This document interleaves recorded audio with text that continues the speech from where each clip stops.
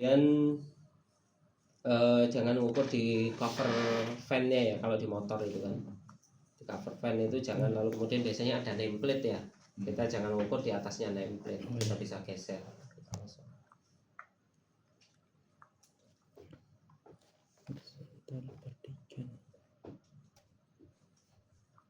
Nah, lalu ini yang kemarin ya, yang kemarin kita bahas, ini resolusi, high resolusi dan low resolusi, kan bisa kelihatan kan di sini lebih jelas, untuk bitnya lebih tajam ya. Kalau di sini kan nggak begitu tajam.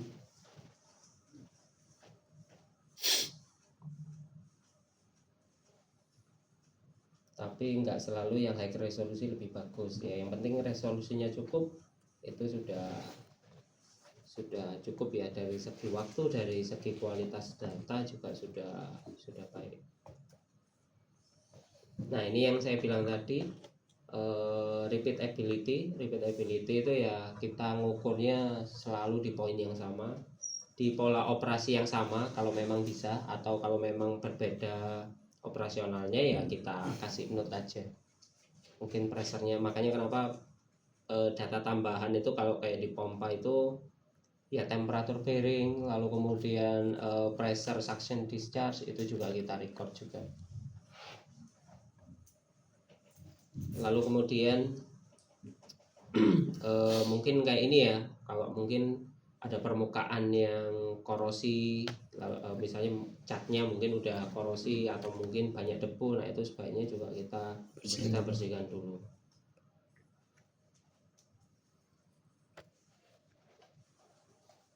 Nah, ini untuk data validity checking. Nah, ini Pak, ini namanya ski slope. Jadi ski slope itu ada vibrasi yang tinggi, tapi dia itu mulainya 0. Dari 0 Hz itu dia sudah tinggi, lalu kemudian dia nanti langsung turun itu. Kalau yang normal itu dia mulai dari 0 dulu, baru kemudian dia nanti naik. Nah, baru kemudian nanti dia turun dan seterusnya, itu masih normal. Tapi kalau mulai dari 0 dia sudah tinggi, nah ini namanya ski slope. Nanti biasanya juga di waveform juga bentuknya juga ngacak ya. Jadi ada yang tinggi, ada yang rendah dan segala macam, itu terjadi ski slope. Kalau ski slope itu datanya nggak bisa dipakai karena dia overallnya sudah pasti biasanya tinggi Pak. Jadi bisa sampai vibrasinya bisa sampai 200, itu kan udah nggak masuk akal ya berarti ya. Dan kalau kita masih pakai data itu kan, wah ini kok overallnya kok tinggi banget gitu ya. Nah itu. Nah, jadi kalau seperti ini ya kita harus ulang pengambilan datanya. Nah, ski slope itu kenapa? Ini ada 3, ada thermal shock, mechanical shock, mungkin couple fault juga. Thermal shock itu mungkin karena yaitu tadi yang saya bilang, permukaannya panas ya, permukaannya panas banget. Jadi si sensor ini mengalami error. Lalu yang kedua mechanical shock. Mechanical shock itu biasanya kita kan naruh, namanya magnet ya, kita naruh kan mungkin ada hentakan ya, ketika kita nempel, baru kita tempel sudah langsung ambil data, padahal elemen sensor yang ada di dalam kan belum stabil ya, belum stabil, tapi kita sudah ambil ya, kebacanya hentakan pas kita pasang itu dianggap vibrasi gitu loh. Makanya mungkin biasanya kita tempel dulu, kita tunggu 2-3 detik baru kemudian kita enter gitu kan. Lalu yang ketiga ada cable fault, mungkin ada yang dalemannya udah mau putus dan sebagainya, itu bisa juga. Maksudnya kabel dari segi sensor. Kabel sensornya. Hubungannya bisa ini kan, kalau di analyzer itu yang paling simpel itu kan sensor, kabel ke tools ya, alat ya. Ya yang kabel ini bisa juga koneksinya mungkin pinnya ada yang kotor. Itu juga bisa juga. Itu jadi bikin data vibrasinya ski slope ini bisa juga. Ya kita bersihkan dulu, kita tiup dulu atau apa. Terus kita cek juga kabelnya. Paling gampang itu kalau memang kabel itu error, biasanya kalau lagi kita ambil data, kalau kita goyang-goyang kabelnya aja, harusnya kan vibrasinya nggak berubah ya, harusnya kan. Nah, kalau kita goyang-goyang nilai vibrasinya berubah, berarti itu ada masalah di kabelnya. Berarti bisa dibilang juga sama kalau yang untuk mechanical shock nih Pak. Kalau pada saat hentakan probe kan bisa merubah nilai. Sama juga halnya berarti kalau magnetnya enggak kuat gitu. Iya betul, itu bisa juga. Kalau itu sih, kalau magnetnya nggak kuat itu bisa jadi skis loop, bisa jadi juga bukan skis loop tapi nanti vibrasinya terbacanya tinggi juga, bisa juga. Yang itu, yang masalah sensornya mungkin kurang kuat ya, dinempel di alat di equipmentnya itu ya, itu bisa juga. Makanya ada beberapa ini sih mounting, ada yang mounting kecil sama yang mounting besar itu. Kalau saya dulu pernah pakai yang mounting besar itu untuk biasanya lebih kuat dia, lebih kuat. Cuman yang space-nya agak besar sih, kurang lebih segini lah. Kalau yang kecil kan hanya segini aja kan dia, kurang kuat. Kalau yang kayak kemarin itu yang di kisi-kisinya PA Fan itu kayaknya juga kita juga punya ini sih Pak, sensor mounting ya, magnetnya aja, beli magnetnya itu yang besar. Itu terus magnetnya didiemin di Enggak, kan bisa di itu kan pakai thread itu kan, pakai thread kan itu kan, itu tinggal dilepas aja.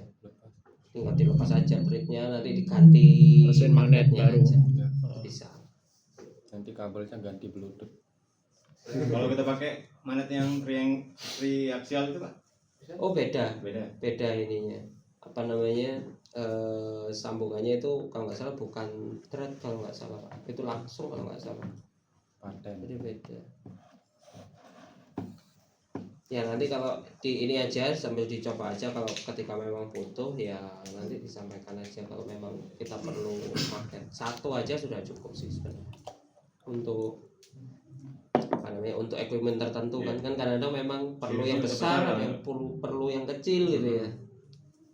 Space-nya jauh. Kalau zaman dulu 2130 kalau nggak salah itu yang pembelian standarnya itu dapat sensor kecil, dapat sensor besar. Tapi nggak tahu kalau yang 2140 ini kok sekarang sensor kecil semuanya sensor kecil, nggak ada sensor besar. Biar beli lagi. Iya. Nah ini ada pertanyaan Pak. Jadi kuncinya itu yang pertama ini ya, pemilihan sensor. Pertama pemilihan sensor, lalu kemudian adalah posisi kita meletakkan sensor untuk pengukuran itu perlu juga. Kemudian setting yang kemarin saya bilang Fmax sama line ya, itu hubungannya dengan resolusi. Lalu kemudian ini repeatability, ketika pengukuran kita harus mengukurnya di tempat yang sama, walaupun berulang-ulang kita harus di tempat yang sama. Lalu kemudian kita cek kualitas datanya, apakah ada skis loop atau tidak.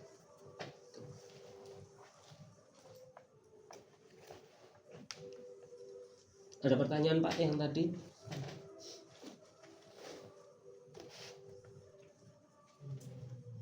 Jam 10. Iya. Biasa Indonesia Raya Pak. Iya, semua BUMN kayak gitu. Pertamina yang sama itu.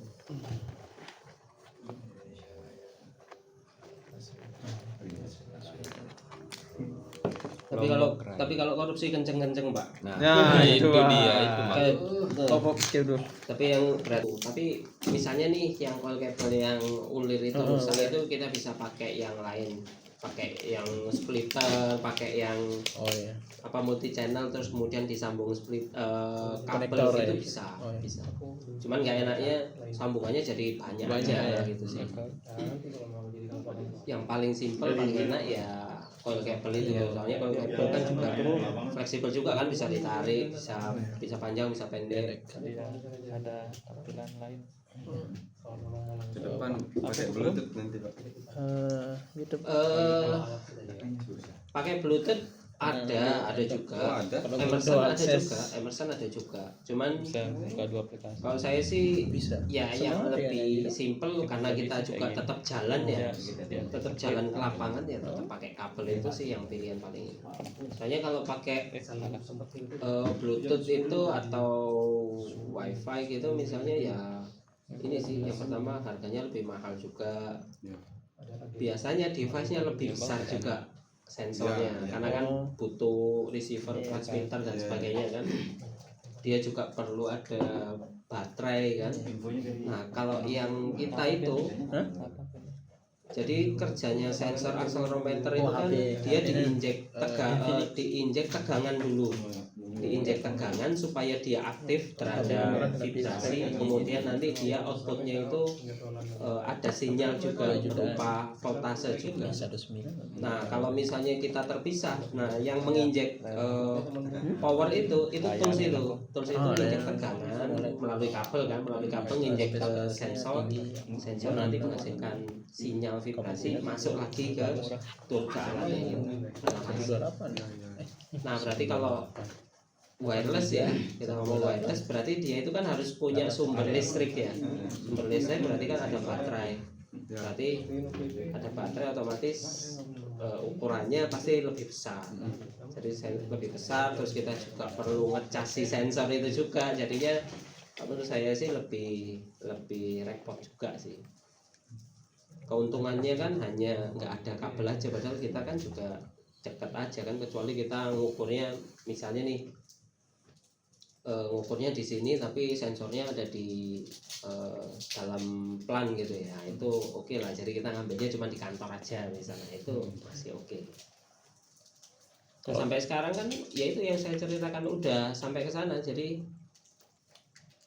sensor yang ada di manapun bisa.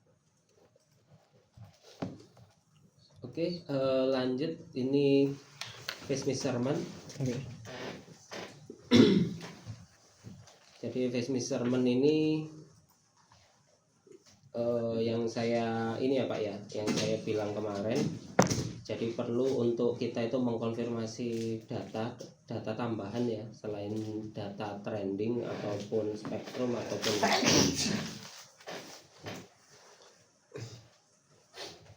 yang umum sih ini cross phase ini yang umum. Jadi kita pakai 2 sensor. Ini dilakukannya kalau kita ini aja ya, ada suspek atau curiga ada kerusakan aja. Jadi kalau kita nggak curiga ada kerusakan, sebaiknya sih nggak usah ya, untuk menghemat tenaga juga. Tapi saya dulu pernah ketemu user yang mintanya semuanya diukur. Nah itu pengambilan datanya itu bisa 3-4 kali lebih lama daripada kita cuma ngukur vibrasi biasa.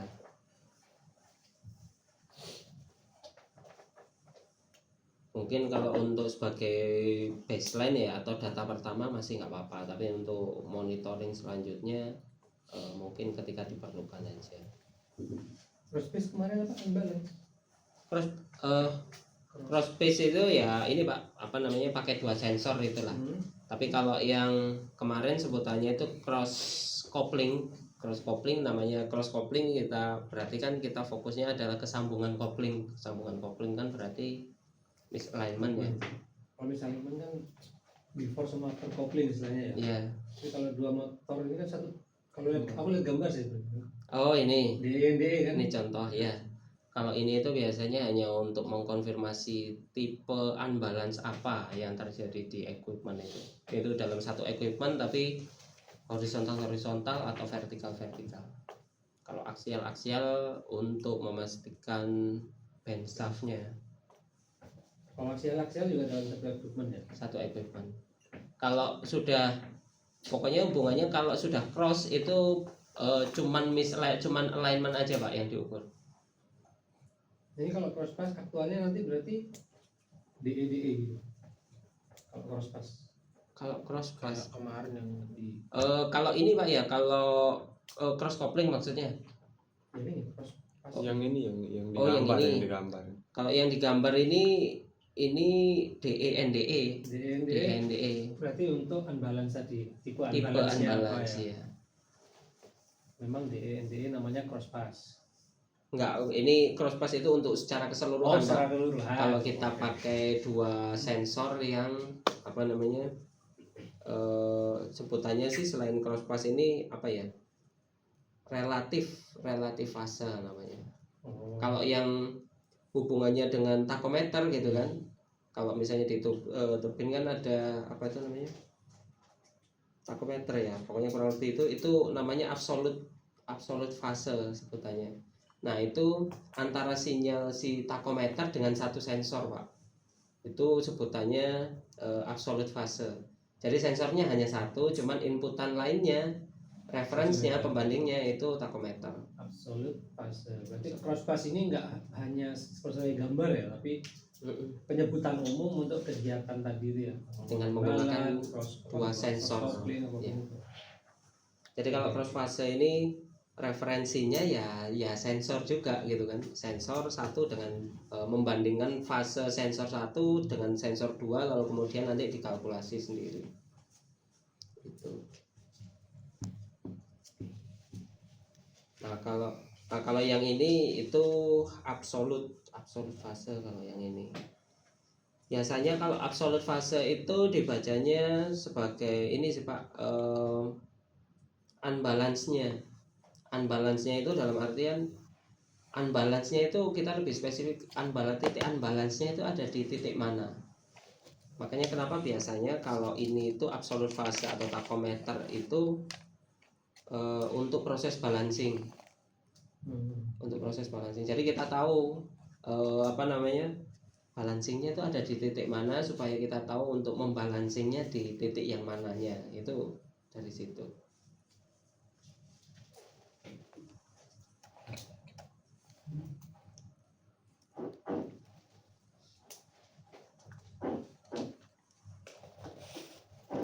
Nah ini resolusi ya yang tadi.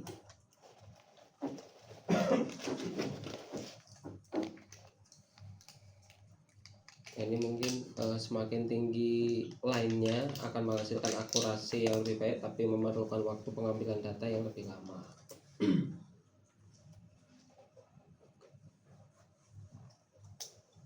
Nah ini untuk penentuan Fmax-nya sebenarnya, tapi akhirnya mungkin di ISO atau di ini tuh sudah disimplifikasi 1000 Hz, atau ada tambahannya, tapi atau memang jika diperlukan untuk frekuensi yang lain, tapi mereka merekomendasikannya itu 1000 Hz. Tapi kalau memang kita perlu misalnya 1200 atau 1500 itu ya diizinkan juga.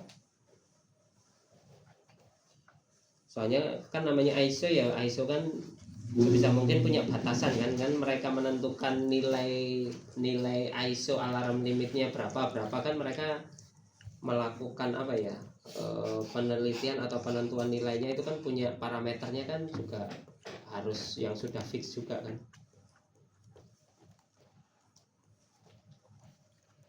Nah ini kalau untuk rolling element bearing, ini kalau slip bearing ini, kalau gearbox, nah ini kalau gearbox itu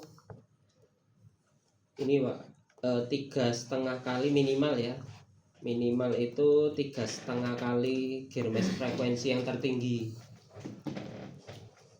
Kenapa kok seperti itu? Supaya bisa membaca 1 kali, 2 kali, 3 kali gear mesh frekuensi. Itu minimumnya dia. Dan nanti ada perhitungan apa itu gear mesh frekuensi, nanti ada di bab pembahasan gearbox nanti.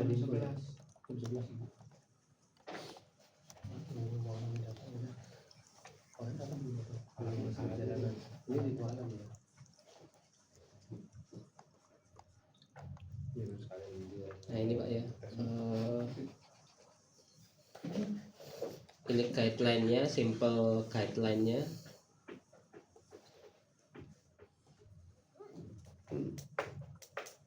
Ini rata-rata ya, kebanyakan kan masih di 18.000 itu sudah cukup kan. Ini 18.000 dibagi berapa nih? 60 berarti kan masih 300. Mungkin gearbox ini aja yang tinggi, jadi sampai 1.800. Kalau rolling bearing ini sebenarnya nggak sampai 10 bpfi, ini sudah cukup sih. Jadi 1000 pun harusnya sudah bisa. Tapi kalau data tambahan high frekuensi ya, high frekuensi analisis saya biasanya sampai 5.000 sebagai data tambahan untuk Tapi apa untuk ya? early bearing itu Pak, yang sampai 5.000 itu. Iya, bisa early bearing. Stage 1, 2, 3 itu bisa. Kalau stage 4 nggak perlu high frekuensi, sudah terbaca di 1000 Hz biasanya. Tapi untuk early bearing yang bearing kan ada stage ya, kita severity-nya kita pakai stage ya. Stage 1, 2, 3 itu bisa pakai high frekuensi analisis itu.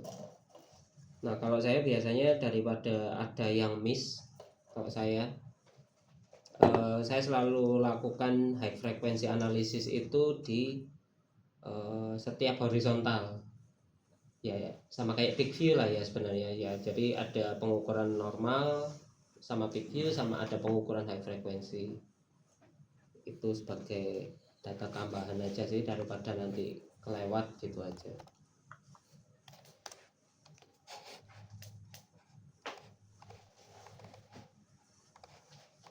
Ada pertanyaan Pak?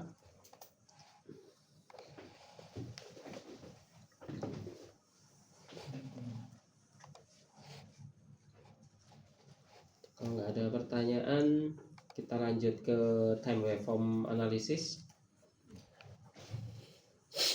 Nah, ini kalau time waveform analysis itu ini ya, untuk unbalance atau enggak, ada bentuk-bentuk tertentu lah dari waveform itu yang menunjukkan dia itu kerusakannya apa. Ada bed, kemudian ini waveform, resolution dan sebagainya. Nah, jadi sebenarnya kalau dari sensor itu utamanya itu yang keluar itu waveform dulu Pak, bukan spektrum. Dari waveform ini terus kemudian diolah ini ya secara ini ya matematis, lalu kemudian dikonversi dari waveform ini jadi spektrum. Kan bergetar ya, bergetar itu kan berarti si sensor ini kan naik turun kan, di dalamnya itu ada elemen yang dia naik turun. Nah, naik turun itu menghasilkan sinyal yang time waveform ini.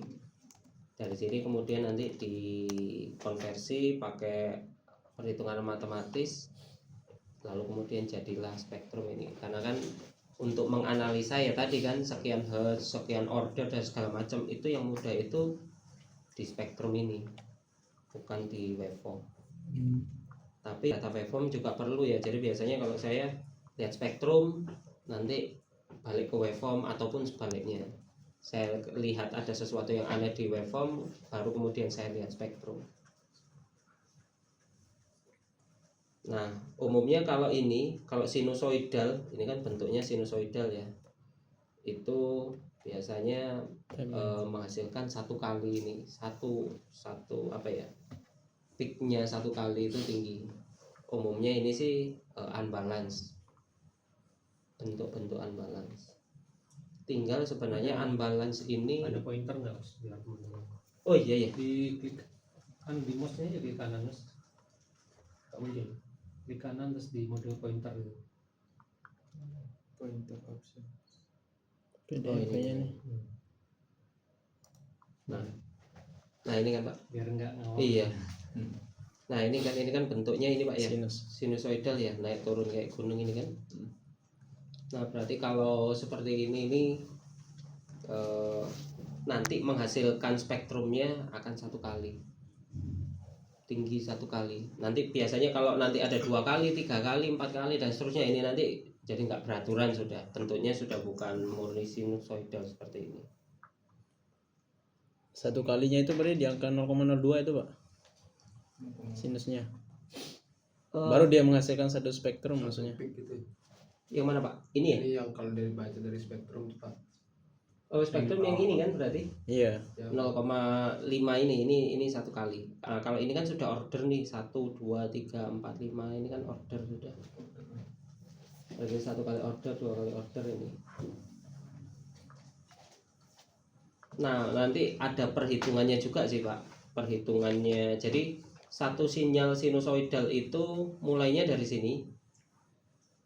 Mulai dari sini. Ini tuh baru setengah. Satu bukit satu lembah kan? Iya, satu bukit satu lembah. Lalu kemudian nanti kalau sudah sampai sini ya berarti satu sinyal. Atau bisa juga dari sini. Dari sini turun ke sini itu satu kali sinyal. Nah, nanti bisa dihitung juga sih dari misalnya nih dari puncak sini, ini kan ada waktunya. Ini misalnya 0,01 lah contohnya. Lalu kemudian ini nilainya berapa? Selisihnya berapa? Misalnya ini 0,03 Pak ya, ini 0,01 berarti kan selisihnya 0,02 ya. Nah, itu 1 dibagi 0,02 itu sama dengan frekuensi hertznya ini.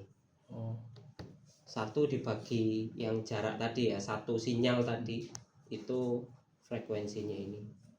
1 sinyal berarti 1 frekuensi. 1 waveform itu dibagi 1 dibagi angka 1 dibagi jumlah yang dibutuhkan waveform ini untuk 1 siklus gitu Pak bahasanya.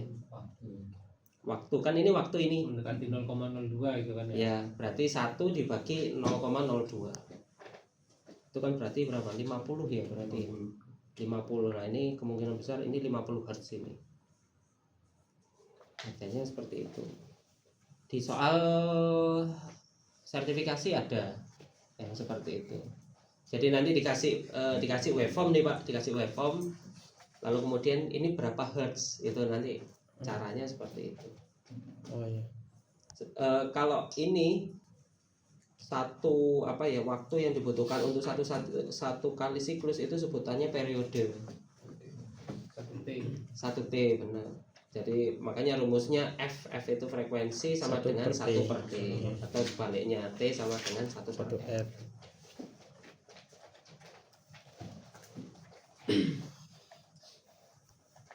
Nah, ini sebutannya impacting ini Pak. Ini kan kelihatan ya. Jadi ada hentakan dan impacting ini kalau misalnya dia random itu biasanya enggak begitu jadi masalah, dan umumnya biasanya kalau flow kan nggak continuous ya, kadang-kadang ada bunyi, misalnya bunyi kavitasi kan random ya, itu bentuknya kita nyebutnya tidak repetitif. Jadi jaraknya ini kalau repetitif itu jaraknya ini Beraturan. akan sama beraturan. Kalau yang nggak repetitif ini mungkin jaraknya segini ya, terus nanti yang kedua di sini, ketiganya lebih random lah jaraknya, nggak sama. Dan ini repetitif. Kalau ini repetitif Pak, ini repetitif berarti ada impacting. Nah, tinggal kita lihat itu sebenarnya balik tadi yang seperti tadi kan. Jadi biasanya kalau saya mengukur jarak dari sini ke sini itu kalau di AMS itu ada. Jadi kita marking yang peak yang ini, kemudian kita punya kursor kedua kita tempatkan di sini, nanti dia sudah ketemu delta T-nya ya, delta waktunya itu berapa detik. Lalu kemudian tadi pakai rumus 1 per T tadi. Nah, 0,8. iya ini kan 0, Pakai kurang pakai 1,4 tuh ya. 1,4 ke 1,6 kan 0, iya 0,18. ini Pak yang hitungannya. Ini. Nah, ini kan jaraknya kan 0,14 second ya, berarti 1 dibagi sekian, 1 dibagi sekian itu kan ketemu hertznya. Hertznya itu nanti kemudian dijadikan order, nanti ketemunya ini 0,23. ada nanti akan dibahas juga Pak, ada namanya subsinkronus, sinkronus, non sinkronus, itu apa, itu nanti ada dibahas di frekuensi. Jadi kalau non sinkronus kalau subsinkronus itu kerusakannya apa, kalau sinkronus itu kerusakannya apa aja, kalau sinkronus apa, kalau non sinkronus kerusakannya apa. Kalau subsinkronus sama non sinkronus itu gampang, sedikit lah kerusakannya, jadi gampang. Yang banyak itu yang sinkronus tadi, kan mulai kayak unbalance. Nah, sebutan sinkronus atau non sinkronus itu nanti 1 kali itu sinkronus pas lah angkanya, 2 kali 3 kali itu kan pas ya, bilangan bulat ya. Nanti kalau ada 0, kalau ini kan 0, sekian itu, dan ini karena di bawah 1 kali itu berarti sebutannya subsinkronus, di bawah 1 kali. Tapi kalau lebih dari 1 kali dan bukan bilangan bulat itu sebutannya non sinkronus. Nanti ada kerusakannya masing-masing apa. Kalau ini ya contoh salah satunya, kalau subsinkronus itu kerusakan belt salah satunya.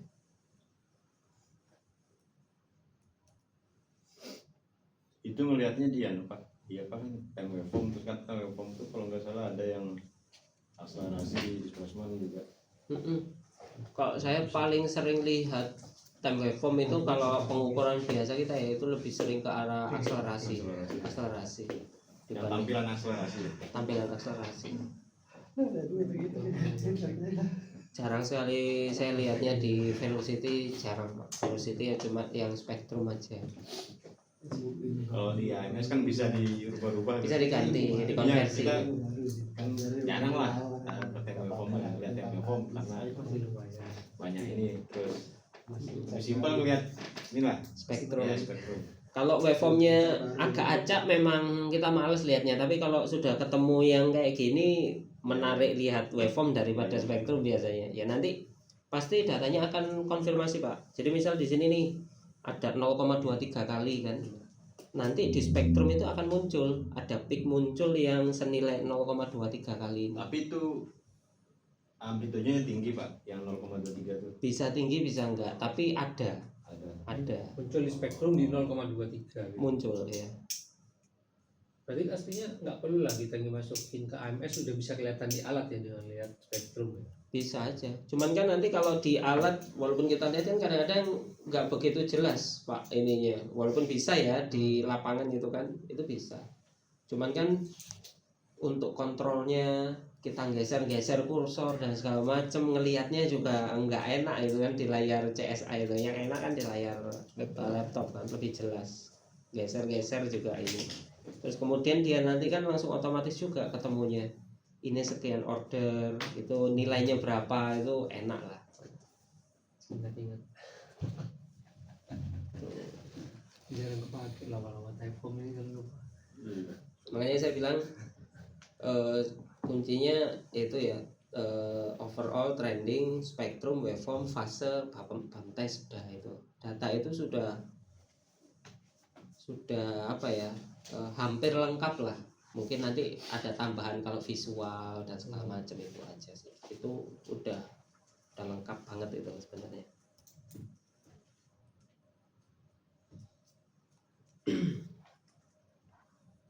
Nah ini time waveform. Nah ini Pak, ini kaitannya juga ini ya, resolusi tadi ya. Kalau ini kan sampel dalam 4 detik, mungkin kita nggak begitu jelas ya bentuknya. Kalau ini kan lebih lama, berarti kan resolusinya lebih tinggi, bentuknya kan bisa lebih kelihatan. Tapi jumlah sampelnya sama ya? Jumlah sampelnya sama. Kan berarti tadi kan Pak kaitannya dengan resolusi tadi kan, kalau kita hubungannya waktu ini kan. Jumlah sampelnya sama. Nah kalau yang di sini mana yang jadi apa ya perhatian kita Pak? Kalau yang di sini ini sih Pak, yang bawah ini sih. Nah waveform itu lebih ke arah kita itu melihat bentuknya dulu. Kan kayak tadi kan ada impacting, nanti ada kalau ini tuh apa ya, amplitude modulasi sebutannya. Sama sinusoidal kan, tadi sinusoidal ini ya kayak gunung gitu ya. Terus kemudian kalau impacting ya yang tadi ini kan tiba-tiba ada spike seperti ini. Lalu kalau amplitude modulasi seperti ini, kayak gunung juga, cuman bukan naik turun gini ya bentuknya seperti ini. nanti itu indikasinya di spektrum beda lagi Pak. Amplitude modulasi itu nanti menghasilkan apa, itu nanti akan beda. Biasanya kalau amplitude modulasi itu sebutannya ada namanya itu sideband. Sideband itu seperti apa? Kemarin kita lihat bahas masalah ini ya, MCSA itu ya. MCSA itu kan ada yang di tengah, ada yang di pinggir kanan kiri kan. Nah, kanan kiri itu sideband sebutannya. Biasanya sideband kanan dengan kiri itu jaraknya sama. Jadi yang tengah ke kiri sama tengah ke kanan itu jaraknya sama frekuensinya. Umumnya kalau sudah ada muncul sideband itu erat hubungannya dengan ada kerusakan sih. Contohnya bearing, gearbox rusak, lalu kemudian ada beberapa kerusakan elektrikal itu muncul sideband. Jadi gimana lihatnya? Gimana Pak? Kalau kayak gini, kalau waveform oke, waveform benar. Oke. Nanti kita lihat ke spektrum lagi Pak. Kita lihat spektrum kan, kita lihatnya ini bentuknya aja ya. Walaupun bisa sih Pak kita ngukur ya. Ngukur itu biasanya jarak puncak ini dengan puncak yang di tengah sini itu nanti itu sebagai frekuensi sidebandnya.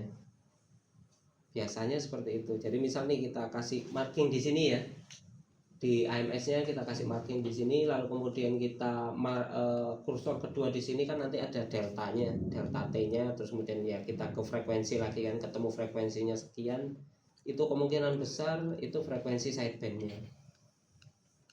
Nah nanti kan spesifik kalau sideband itu ada frekuensi apa ya, kalau di bearing ada BPFI, innernya bearing itu kalau rusak itu nanti dia menghasilkan sideband. Lalu kemudian kalau gearbox itu mungkin ada yang aus, ada yang rusak, itu nanti bisa menghasilkan sideband juga.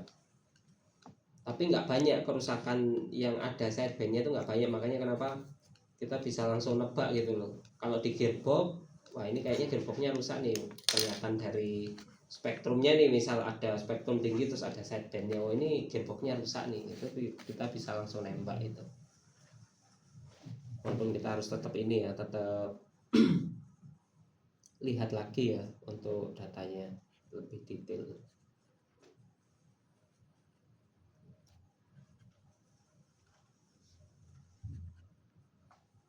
Nah ini integrasi yang tadi Pak ya, katanya di AMS kan kita pakai velocity apa akselerasi ya, itu di situ. Nah ini karena akselerasi itu informasi yang lebih baik pada frekuensi tinggi. Akselerasi. Nah ini Pak yang tadi saya sebutkan amplitude modulasi. Nah ini sumbernya ya, sumber bentuknya. Nah kalau ini mungkin nggak perlu kita bahas karena ini erat kaitannya dengan sinyal yang ada di sensor ya. Nah ini yang sebelah kiri nih Pak, ini waveformnya, ini spektrumnya. Ini kan ada nih yang kecil nih kanan kiri kan. Nah ini sebutannya sideband. Jadi kalau kita lihat bentuk yang seperti ini kemungkinan besar sekali ada sidebandnya. Berarti kalau ada sidebandnya berarti ada yang rusak. Udah kayak gitu aja. Kita lihat repetitive impact gitu kan, oh berarti ada yang rusak, tinggal kita lihat itu repetitive impactnya apa, berapa frekuensinya dan apa itu frekuensinya. Tingginya juga sama untuk sidebandnya Pak? Nggak selalu sama, tapi yang jelas frekuensinya itu sama antara tengah ke kiri, tengah ke kanan. Beberapa kasus itu sebelah kiri itu muncul kelihatan, yang sebelah kanan itu hampir nggak kelihatan, kecil banget. Dan ini juga kan kadang-kadang di teorinya kita nyebutnya yang tengah ini karier ya, karier ini itu tinggi, sidebandnya kecil-kecil. Yang saya beberapa kali temui kariernya itu kecil, hampir nggak kelihatan, tapi sidebandnya tinggi. Itu yang yang tengah kecil, kanan kirinya tinggi malah. Kanan kiri enggak, kanannya enggak tinggi kadang-kadang Pak, tapi kirinya aja yang tinggi banget. Ada yang seperti itu. ternyata rusak bearingnya. Berarti kita tentukan carrier itu berdasarkan order. Carrier itu biasanya hubungannya dengan ini Pak, frekuensi kerusakannya. Yang saya tadi bilang yang bisa jadi carrier itu apa aja? BPFI, gear mesh frekuensi, lalu apa lagi ya? Yang umum yang paling sering itu sih gear mesh frekuensi. Jadi sebagai ini tuh hanya gear mesh, jadi nggak bisa unbalance, karirnya unbalance terus kemudian ada sidebandnya, itu nggak ada gitu loh. Yang ada itu hanya frekuensi tertentu aja yang menghasilkan sideband. Jadi carrier yang tadi ini kan termasuk di frekuensi tinggi Pak, kalau dia frekuensi bearing ataupun frekuensi apa tadi ya gearbox. Iya. Frekuensi rendah nggak ada. Frekuensi rendah ada Ada juga, bisa juga. Ojol 1 kali ojol misalnya tapi ada sideband. Nggak pernah saya ketemu itu Pak. Itu nggak bisa dipastikan udah dilihat waveformnya. Bisa dipastikan. Jadi kalau misalnya ini ya, puncak di sini, lalu kemudian kita marking di sini, pokoknya jarak antara ini dengan ini itu jadi frekuensi sideband. Itu jadi frekuensi sideband. Tapi kalau ini dengan peak sebelahnya ini Pak, tengah ini dengan sebelahnya itu nanti frekuensi kariernya. Ini kan ada kan ya, yang di sini dengan sebelahnya ini. Iya. Itu kalau kita ini nanti ketemu frekuensi kariernya berapa. Tapi kalau ini dengan ini itu frekuensi sidebandnya.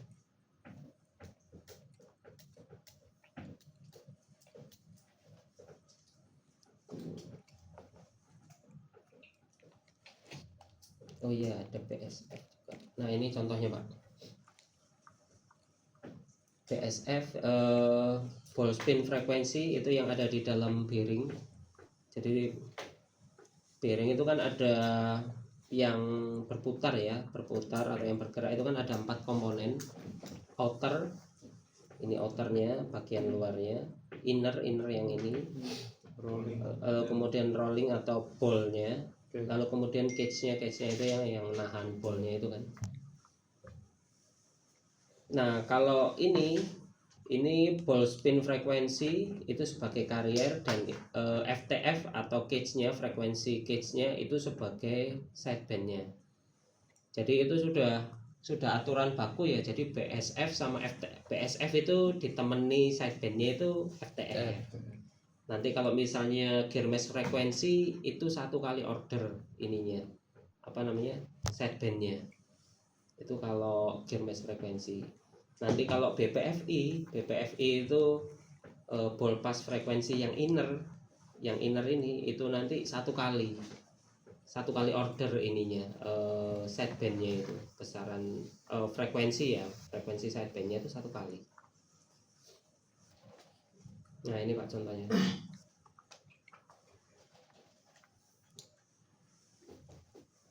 Nah ini kan yang tadi kan ini kan amplitude modulasi ya. Amplitude modulasi ini kan ada puncak, lalu kemudian ini puncak lagi, ini puncak lagi. Nah ini jaraknya ini 1 kalinya. Ini sebagai sidebandnya. Nah bentuknya seperti ini. Ini bisa jadi yang di sini ini kariernya, lalu ini sidebandnya. Sideband itu bisa yang apa ya, yang kita fokus itu adalah yang sideband yang pas ya, yang pertama lah ibaratnya itu yang ini Pak. Kalau yang ini itu apa ya, harmonik ya berarti ya, berulangnya dari sidebandnya. Tapi sebenarnya tanpa ada yang ini pun itu kita fokus ke sini aja sih, sideband yang kanan. Terus yang dari mana kita tahu itu carrier-nya Pak yang tertinggi itu, terus sideband-nya yang kiri kanan? Nah kalau kita tahu, kita pastikan yang carrier yang mana ya, balik lagi kan yang jadi carrier itu kan spesifik, jadi tertentu aja kan ya. Misalnya kayak tadi kan gear mesh frekuensi kan ya, kita tinggal gear mesh frekuensinya berapa ya, berarti kita menuju ke frekuensi itulah yang jadi carriernya. Bisa jadi yang di sini gambar ini bukan ini carriernya, bisa jadi kariernya yang ini ya, tinggal kita ini aja kan, cari gear mesh frekuensinya berapa, lalu kemudian kita ke sini kan frekuensi gear mesh frekuensi. Oh ini gear mesh frekuensi, ternyata samping kanannya ada sideband gitu kan. Nah ya udah. Ordernya bebas ya. Kenapa? Ordernya Gearmesh frekuensi. Gearmesh frekuensi itu perhitungannya jumlah gigi dikalikan RPM-nya si gigi itu, Pak. Gigi berapa itu sendiri? Itu. Sama kayak friend kemarin berapa? Nah, yang Berapa giginya? ya, yang agak susah itu nanti kalau ketemu gearbox-nya yang multi stage. Jadi misalnya kalau misalnya ada pinion sama yang gear besar itu ya, itu gear mesh-nya satu. Jadi antara sini sama yang sini gear mesh-nya sama. Nanti kalau misalnya itu kan baru single ya, single reduction atau increaser single stage ya. Kalau dual stage gitu kan, itu berarti nanti gear mesh-nya ada 2. Kalau triple stage berarti gear mesh-nya ada 3. Nah itu harus diri. Kalau bisa memang kita punya data gearbox-nya semua, giginya masing-masing. Kalau 3 stage berarti kita punya berapa gigi kan? Nah itu Gear berarti kan ya. tiap gear Jadi kalau 3 stick berarti berapa? ada 2, 3, 6 ya kurang lebih. Nah kalau itu Pak, kan pinion sama drive-nya kan pasti gearbox-nya beda-beda. Pinion sama ini sama Pak. Kalau yang 2 ini sama. Jadi yang gear yang saling menempel itu gear mesh-nya sama. Dengan kan bukannya tadi gearbox-nya apa jumlah gigi dikali RPM Pak? Ya, kan berarti kan nanti RPM ini sama ini kan nanti kan akan kalau dikalikan kan sama aja Pak. Jadi kita nyarinya dari RPM awal sama RPM RPM auto. Eh, Kalau pengen tahu giginya. kalau pengen tahu giginya nggak bisa. Kalau pengen tahu jumlah giginya harus dihitung. Hitung Iya. bongkar. Tapi kalau menghitung rasionya bisa Pak. Ya, cuman maksudnya sekarang misalnya ada kejadian gini kita belum tentukan ini karirnya yang mana gitu. Kita nggak pernah bongkar. Ya harus bongkar itu masalahnya. Iya.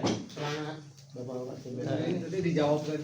Ya sebelum dibongkar analisa dulu dong. Analisa perlu bongkar. Balik-balikin sih. Gimana, Pak? Tadi, Pak? Apa ya? Oh biar kita tahu karirnya itu ya. Yang gearbox Pak. Jadinya kita main gearbox di drive doang Pak. Jumlah gigi yang di drive. Bongkar dulu. Kan itu kan ada pinion sama drive-nya beda-beda jumlah giginya Pak. Gimana ya? Kalau ada papan tulis enak ini. Bentar. Betul. Ada Pak. Ada. Di samping. Kita culikkan. Ya. Biar Sama enak, Speedo. Setelah kita gearmesh dulu, kita tingkat GMF itu adalah speed. Kenapa aku video juga sini? Enggak Pak. Udah ngezoom, udah Atau ngezoom. RPM-nya ya dikali jumlah. Nggak kena, gigi kena. ya. Enggak kena Pak, serius. Nah kan ini kan kita ambil contoh di situ inputnya berapa ya? 3000 ya? Ya, 3.000. 3000 RPM ya? 3000 RPM atau 50 Hz. Lalu kemudian kalau outputnya itu anggap aja 750 lah Pak. 750 RPM. Betul. Berarti berapa nih? 12,5 ya? 500 itu 2. Ya, tadi 4. 12,5. Kan berarti kalau ini kan berarti 1/4 Pak ya? Ya. 1/4 kita anggap aja jumlah giginya N1 lah, N input jumlah giginya ini kan 15 ya, misalkan Misal ya. 15 gigi. Nah, lalu kalau untuk N outputnya,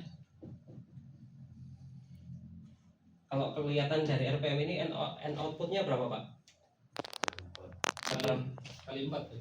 Kali 4. Jumlah giginya berarti kalau ini RPM-nya segini kan berarti jumlah outputnya kan berarti harus lebih besar kan berarti kan? Ya. Berarti kan kalau di sini kan berarti 60 gigi kan? Ya. Nah kalau kita mau ngukur GMF input misalnya nih, GMF input iya, GMF input berarti berapa? 50 Hz dikalikan ini kan? Kan ini kan rumusnya speednya berapa dengan jumlah giginya, kan ini input speednya ini kan Ya. 50 dikalikan jumlah giginya 15. 50 kali 15 750 ya, 50 kan. Nah lalu kemudian kalau ini outputnya 12,5 dikalikan 60 outputnya tadi berapa nih? Kalikan 60 hasilnya ya sama 750 guys.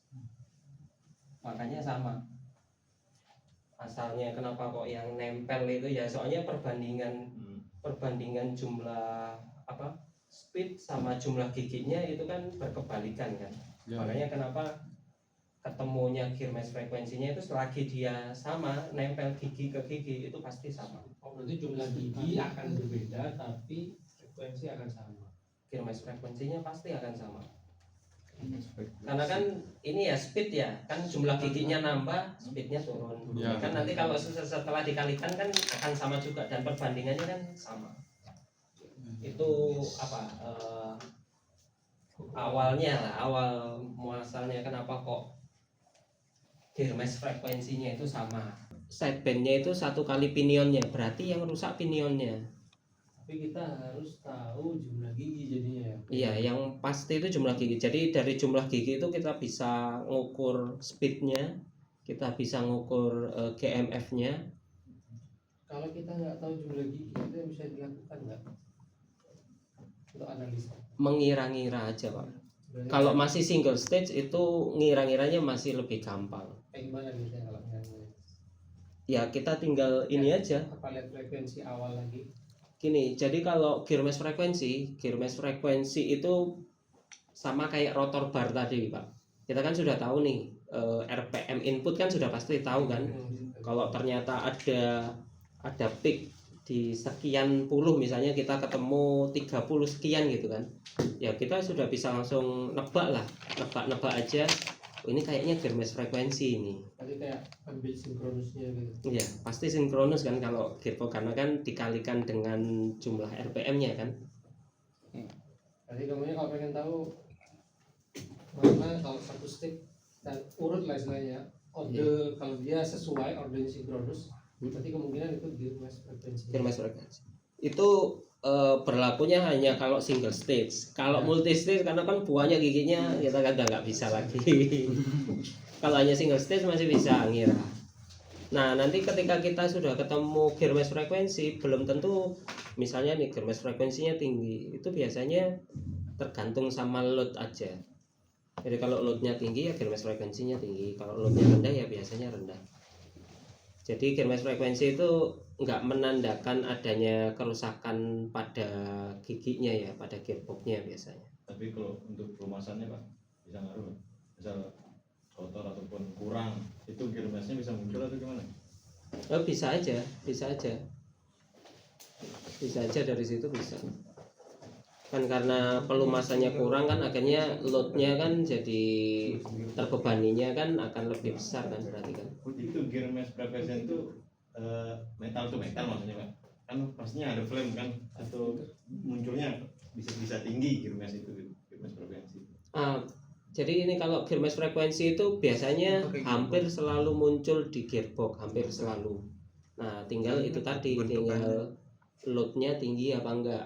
Nah yang menandakan dia rusak atau enggak ya adanya sideband itu Pak. Jadi selama dia nggak ada sideband itu biasanya relatif aman sih biasanya. Walaupun ada sih gear misalignment ya, tapi kecil kemungkinannya sih terjadi gear misalignment itu biasanya kalau gear mesh frekuensinya itu muncul 1 kali dan 2 kali itu. Tapi pokoknya yang paling umum yang sering ketemu adalah gear mesh frekuensi ada sidebandnya. Kalau nggak ada sideband berarti ya kita reportnya hanya load aja sebenarnya, tergantung loadnya aja. Tapi kalau ada sidebandnya walaupun kecil ya sidebandnya itu tetap ada kerusakan di situ, ada kerusakan di gearboxnya. Ya itu kalau mau lebih ini ya, kalau mau lebih detail lagi kita lihat sidebandnya ini Pak. Misalnya nih nilai sideband di sini itu adalah nilai 1 kalinya pinion ya berarti yang rusak pinionnya. Tapi kalau ini sidebandnya itu drivennya, gigi drivennya berarti yang rusak ada yang aus di sini. Tapi kan kita biasanya ya udah ada sideband ya udah rusak kan jarang sekali sampai detail. Oh ininya yang rusak, kan bongkarnya juga sama-sama juga biasanya. Kalau kita nggak tahu giginya kan, yang mana yang rusak, bongkar aja tak ya kan. Tahu ya. Sama kalau kayak kita bikin report atau analisa bearing gitu kan Pak, kan kita kan yang rusak itu cage-nya misal atau bolnya yang rusak, kan nggak mungkin kan kita ganti bolnya aja, kan kita ganti kan satu bearing juga gitu. Kerusakan bearing aja. Cuman supaya di report itu kelihatan kalau wah ini expert ini, canggih ini, wah itu kita nyebutkan bahasa yang aneh-aneh gitu kan supaya bahasa report itu canggih ini. Wah ini kok bisa tahu, itu kan kalau bagi orang yang awam, wah ini kok bisa tahu ya yang rusak bolnya, itu kan kelihatan kayak wah gitu loh Pak. Padahal ya biasa aja kalau lihat di sini. Ada nggak sih modul atau buku tentang yang fokus bahas ini, kayak baca Bepom, baca Bluetooth? Ya di ini sih Pak sebenarnya. Ya ini yang di training ini, materi Ya, training. maksudnya di luar training nih kalau kita mau belajar, ada nggak sih modul atau buku yang khusus terkait Modal buku saya sih penggunaan belum ini. Nggak ada. Biasanya nanti kalau ya itu kayak ikut sertifikasi itu biasanya yang dapat buku itu juga. Tapi sebenarnya yang diambil dari training ini itu ngambil dari buku yang training sertifikasi itu, cuman lebih disimpelkan lagi di sini. Sebenarnya kan kuncinya CBR itu kan baca ini kan sebenarnya. Baca. Kalau cuma ngambil semua bisa ya. Dan sebenarnya udah ada panduannya kan Pak. Jadi kita itu kalau rusak lebih ke spektrum sih. Rusak apanya, harus membaca fasenya berapa, itu kan sudah ada sebenarnya, sudah ada panduannya. Dan ini tuh bukan ilmu yang harus dihafal semua, enggak harus apa, makanya kalau di buku kan kita bisa lupa nih stepnya, lupa nih hukum gini apa namanya gitu. Ya. Itu di ini sih Pak. Tapi kalau di buku itu jadinya bacanya banyak, enggak yang dirangkum itu pelan-pelan lah. Ini lama-kelamaan setahun 2 tahun sudah hafal ya. Ya. Posisinya hafal. Kalau buku itu ada berapa ya, mungkin 400-an halaman kalau yang training itu. 400 dalam satu Ini kan dari sekian aja Pak. Ini kan saya simpelkan lagi kan supaya waktunya cukup untuk beberapa hari, lalu kemudian mana yang penting sudah saya pilih-pilih, jadi cuman slide-nya hanya 166 aja.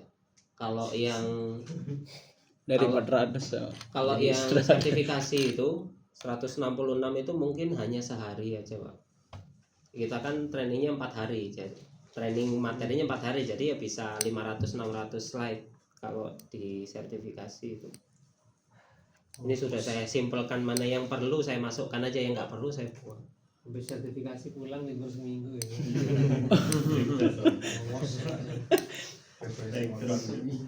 Vibrasi kepala. Training langsung kaca lagi Pak. Kalau kepala vibrasi ukur lagi tuh pakai apanya ada. Hari Senin masuk sertifikasi dibilang, Mas besok KSF ya, jelasin ke teman-teman hasil kemarin. Wah, vibrasi lagi. Saya yang vibrasi. Assessment lagi.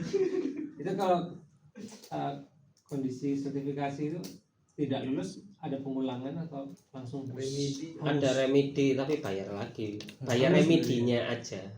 Nggak harus sih Pak, ya kan. Tapi kan sayang kalau nggak remedi. Oh iya. 40 juta harus. Ya, 20 juta. 42. Tapi kalau 42 itu kan hitungannya sama trainingnya Pak. Tapi kalau hanya remedinya ya nggak sampai segitu. Tapi kan ini Pak, apa namanya, harga diri itu Pak. Tekanan mental Iya, tekanan mental di bosnya sama teman-temannya kan, wah kemarin nggak lulus gitu kan. Tapi kan kalau berangkat dikasih tahu RAB-nya, ini lo biaya. Bayar segitu puluhan juta nih, nggak lulus. Tapi sebenarnya ketika nanti sudah sertifikasi, apalagi sudah pernah ngambil data, sudah pernah analisa, bikin report, nggak susah Pak. Tapi tetap Bepom itu susah. Oh, Kalau biasa. belum biasa Iya, pegang betul. MPS ya. Heeh. Belum biasa pegang MPS. Susah. Nah ini selanjutnya ada terpotong ini ya, ini yang kotak-kotak di atas ini kan terpotong. Tapi kalau saya sendiri saya belum pernah Pak ketemu seperti ini. Biasanya ini kan ini akan ada tulisannya pada spektrum akan tampil harmonik. Harmonik itu seperti apa? Ini seperti ini bentuknya, berulang. Spektrum berulang. Harmonik berulang yang frekuensi berapa? Jadi harmonik satu kali itu nanti apa? Harmonik apa nanti apa? Itu seperti itu. Harmonik satu kali berarti kelipatan satu. Satu kali order, dua kali order, tiga kali order, empat kali, lima kali dan seterusnya. Harmonik 2 berarti 1, 3, 5 gitu. Harmonik 2 ya berarti 2, Dari dua 4 stepnya. ya. Oh, nggak 2, dari 1, 4, 3 6 ya. Nanti ada harmonik BPFI. Jadi frekuensi BPFI 1, frekuensi BPFI 2, 3 dan seterusnya. Berarti bisa juga muncul dengan kayak misalnya satu kalinya muncul terus ada harmonik di 2, 4, 6, 8. Bisa. Satu kali terus nanti campur ada harmonik tadi kan, frekuensi bearing yang harmonik, terus kemudian ada frekuensi satu kali yang harmonik dicampur dalam satu spektrum, itu bisa ya kan, tergantung kerusakannya kan. Kelihatan